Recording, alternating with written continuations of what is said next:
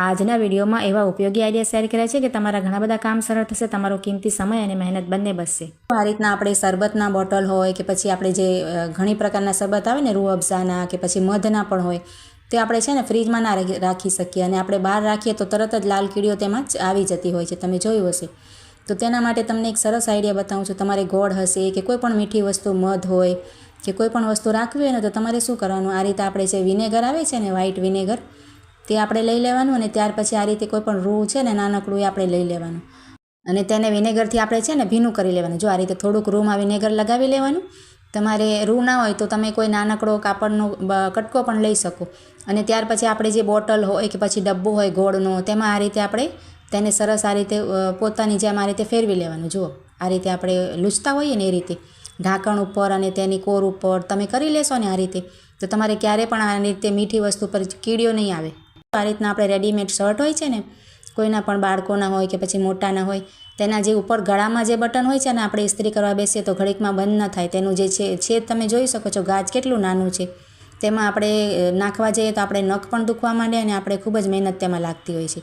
તો તેના માટે આપણે સરસ ટીપ છે, તમારે છે ને આ રીતે સેફ્ટી પિન લઈ લેવાની અને બટનમાં આ રીતે પરોવી અને સેફ્ટી પિનને બંધ કરી દેવાની। ત્યાર પછી જે તેનું ગાજ હોય છે ને, તેનું નાકું બંધ કરવાનું, તેમાં આપણે આ રીતે સેફ્ટી પિન નાખીએ ને તો 1 સેકન્ડ પણ નહીં લાગે। જો આ રીતે આપણે આ રીતે ખેંચશું ને તો સેફ્ટી પિન એમાં પરોવાઈ જશે અને બટન પણ તમારો બંધ થઈ જશે। ખૂબ જ સરસ ટીપ છે।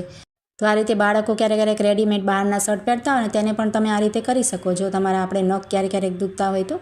અને એ જ રીતે જો આ રીતે સ્લીવ્સના જે બાયોના બટન હોય છે ને, તેમાં પણ આ જ પ્રોબ્લેમ આવે છે, આપણે એક હાથથી આ રીતે બંધ ના કરી શકીએ, ખૂબ જ ઝીણા હોય છે તેના ગાજ હોય છે ને, તો તેમાં પણ આપણે આ રીતે બટનમાં સેફ્ટી પિન ખાલી ખોલી અને લગાવી દેવાની છે।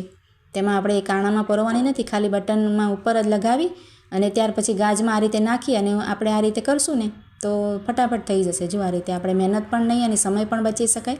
તો ખૂબ જ સરસ આઈડિયા છે, સારો લાગે તો લાઈક કરજો।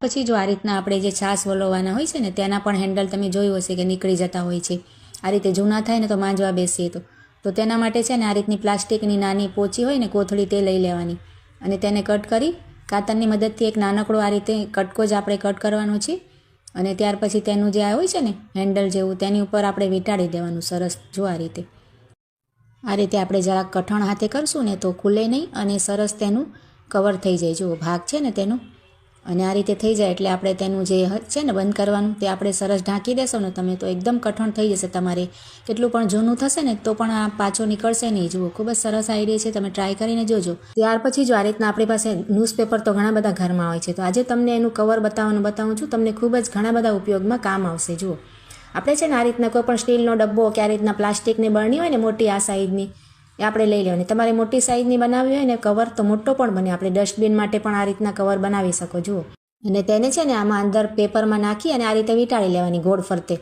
અને ત્યાર પછી સેલો ટેપ હોય છે ને આપણી પાસે પેક કરવાનું, એ આપણે સેલો ટેપ લાંબી કટ કરી લેવાની અને તેને આ રીતે ચોંટાડી દેવાનું, બંને ભાગ હોય ને તેના ભેગા કરીને, અને ત્યાર પછી તેને ઊંધું કરી લેવાનું। જો આ રીતે પાછળની ભાગે થોડુંક છે ને વધારે રાખવાનું, આપણે જ્યાં આપણે પાછળનો ભાગ હોય ને ડબ્બાનો કે બરણીનો, અને તેને આ રીતે બંને બાજુથી આપણે પેક કરી લેવાનું। આપણે ગિફ્ટ પેક કરીએ છીએ ને એ રીતે, જો તમે વિડીયોમાં જોઈ શકો છો ને, અને પાછળ પણ આપણે 2-3 કટકા સરસ ટેપ પટ્ટીના આ રીતે ફિટ થઈ જાય ને એ રીતે લગાવી દેવાના, ખુલ્લું ના રહે ને એ રીતે, તો તમારે સરસ કઠણ બનશે। તમે 2-3 વધારે લગાવશો ને ટેપ પટ્ટીના કટકા।